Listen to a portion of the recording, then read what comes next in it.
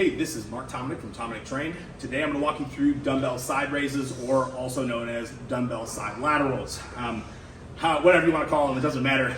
Our goal here in tendon muscle is medial delts. Now you have to be super careful with this movement because it's done wrong a lot to compensate for weak delts and push, or I should say raise, too much heavy weight.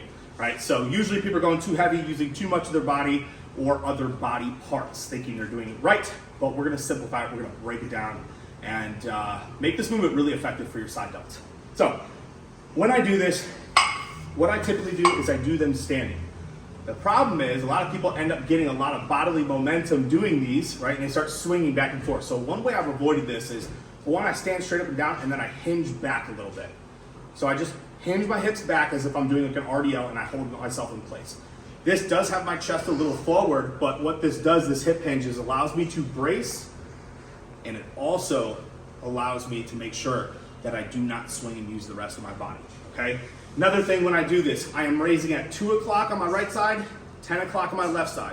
I wanna make sure that I keep this Y pattern and I don't come out to my sides. I know it's called side raises, but if you do it to your sides, you will get a lot of traps. And a lot of times you'll see people with overpowering traps and small medial delts, but the reality is we need to make sure that we hit our medial delts. So in order to do that, make sure you stay in this pathway, being the 2 and 10 o'clock Y pattern, and elbows straight. Do not allow your elbows to bend in this movement. They should not look like this. They should not look like this. They should not look like this, right? It should be a simple Y pattern. And again, to maintain great stability, hip hinge back a little bit, raise up.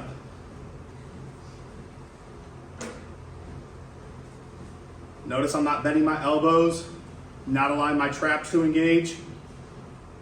And you'll see you'll be a lot weaker in this pathway because you're only using medial delts.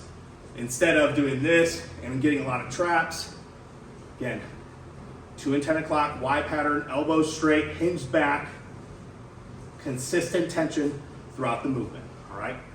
This is gonna help you improve your medial delts a ton. Right, so more content like this, make sure you subscribe. Go to TominickTrain.com for coaching.